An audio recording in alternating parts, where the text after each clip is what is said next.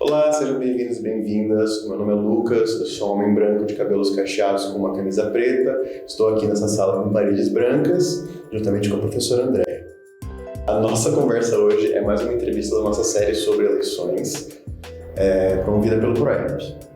O PROEP, para quem não sabe, é um projeto de extensão da Universidade de Campinas que procura educar as pessoas, principalmente os jovens de 14 até 20 anos, sobre política. Se você ainda não conhece o nosso trabalho, fazemos vários tipos de atividades, livros, cartilhas, e se você deseja conhecer mais, por favor, visite nossas páginas nas redes sociais. Estamos no Instagram e no Facebook. Hoje, para entender melhor como os nossos votos são contabilizados, distribuídos e como a gente elege nossos representantes públicos, estou aqui com a professora Andréia. A professora Andréia Freitas é mestre e doutora em Ciência Política pela Universidade de São Paulo e atualmente é professora no Instituto de Filosofia e Ciências Humanas da Unicamp, o IFISH.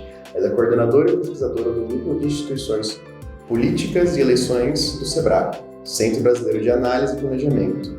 Também é pesquisadora do Centro de Estudos em Opinião Pública, o CESOP, e é coordenadora do projeto de Extensão e Educação Política, o PROEP. A professora Andréia é especialista nos estudos sobre coalizões, relação executivo-legislativo, partidos políticos, eleições, migração partidária. Professora, muito obrigado por ter aceito o nosso convite.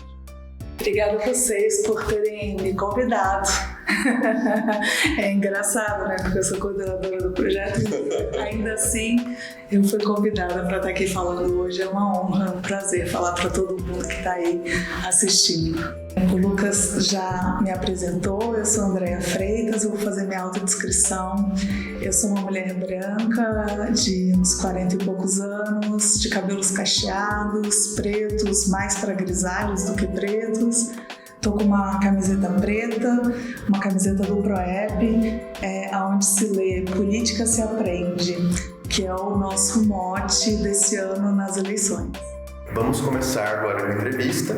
Vamos começar falando do Brasil. No Brasil temos dois tipos de sistemas eleitorais, o majoritário e o proporcional. Quais são as diferenças entre esses dois sistemas eleitorais e como que elas importam? A diferença fundamental entre esses dois tipos de sistema é que no sistema majoritário, o candidato que tiver o maior número de votos, por isso majoritário, vence as eleições. No sistema proporcional, a distribuição das cadeiras, a distribuição dos eleitos é feito proporcionalmente em relação aos votos que os partidos receberam. Esse sistema é aplicado para os legislativos. Então, a Câmara dos Deputados, a Assembleia Legislativa do Estado, a Câmara de Vereadores aplicam um sistema proporcional. Então, a gente vota nos candidatos, o conjunto dos votos dos candidatos de um mesmo partido é somado e a distribuição das cadeiras vai ser mais ou menos proporcional ao número de votos que cada partido recebeu. E a eleição para presidente, governador, prefeito e para senador é feita pelo sistema majoritário, onde aquele candidato que teve o maior número de votos assume o cargo. Então, André, para a gente entender um pouquinho melhor entre a diferença do sistema majoritário e proporcional, como que eles divergem? A diferença mais impactante entre os dois tipos de sistema é que o sistema proporcional, como ele considera a proporção dos votos dado a cada um dos partidos, mesmo os partidos que tiveram uma proporção muito pequena, 5% dos votos, 10% dos votos, acabam conseguindo mandato, né? Mais ou menos 5% das cadeiras, mais ou menos 10% das cadeiras. Isso faz com que o sistema proporcional represente um número maior de eleitores. Embora o sistema majoritário, a maioria dos eleitores elejam o candidato, esse o mais votado vença, não significa que ele necessariamente vai ter a maioria dos votos da população. Se a gente pensa no cargo de senador, é muito comum que senadores sejam eleitos com pouco mais que 30% dos votos, né? E isso significa que você tem uma cadeira dada à representação de 30% da população, e não a maioria da população. No sistema proporcional, a gente tem um número maior de pessoas representadas, e essa é talvez a grande diferença entre os dois sistemas políticos. Perfeito. E prosseguindo para a próxima pergunta, o modelo brasileiro, ele é exclusivo nosso, a nossa jabuticaba, ou ele é adotado em outros países? Isso é uma excelente pergunta. É muito comum ouvir a referência ao sistema eleitoral referindo à fruta jabuticaba, que só dá no Brasil, parece. Não sei se isso é verdade também. Mas o nosso sistema é adotado em vários países do mundo. Entre eles, alguns dos países admirados pelo seu desenvolvimento econômico, social, como Dinamarca, Holanda, Bélgica, Suécia, Suíça, estão entre os países que adotam o sistema proporcional de lista aberta. Né? O que isso significa? Significa que depois dos votos serem distribuídos proporcionalmente para os partidos, no sistema de lista aberta, é o eleitor quem vai dizer qual é o candidato daquele partido que vai assumir aquela cadeira, que vai assumir aquele cargo de deputado ou de vereador, por exemplo. Em outros países que adotam o sistema de lista fechada, o partido elenca quem vão ser os candidatos eleitos a partir do número de cadeiras que o partido conquistou.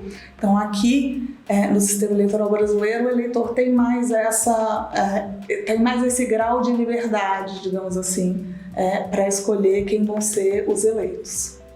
Perfeito. Indo para a próxima pergunta agora.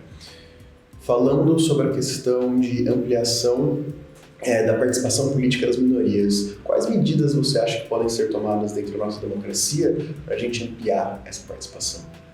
Essa também é uma excelente pergunta.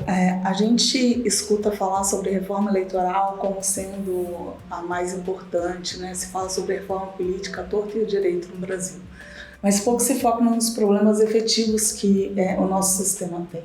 Entre os problemas, talvez certamente um dos mais graves, se não o mais grave, é a baixa participação de mulheres, negros, indígenas, para ficar aqui em algumas categorias das minorias sociais, que são muito pouco representadas, tanto nos nossos legislativos quanto nos cargos para executivo.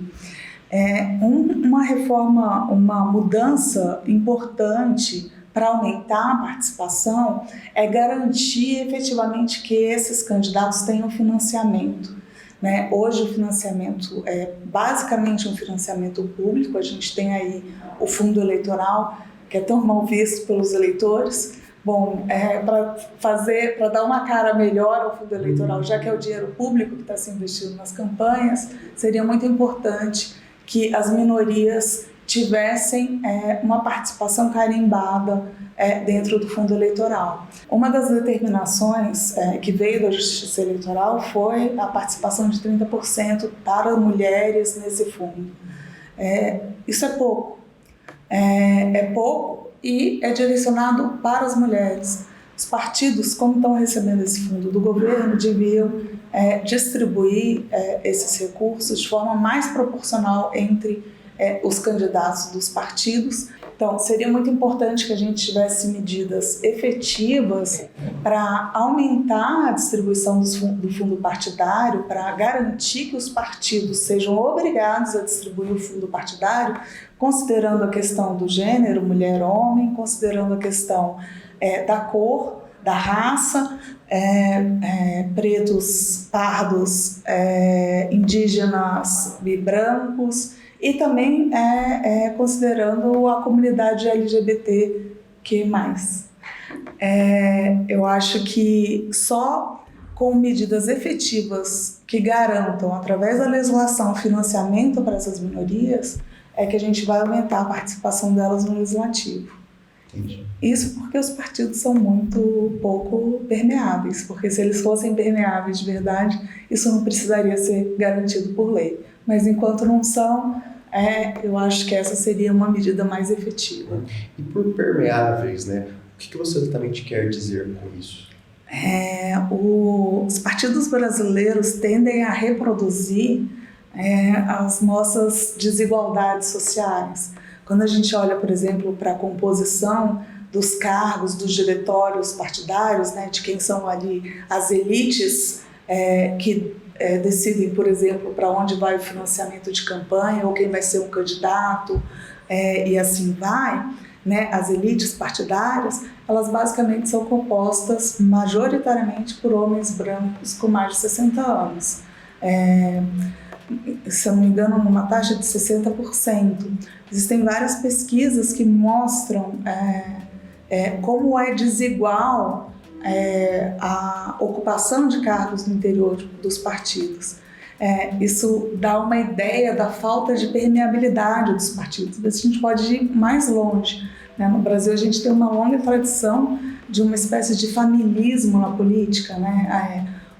Você tem netos e bisnetos de políticos sendo eleitos para o legislativo. Não teria nenhum problema nisso. O problema é se fica só nisso.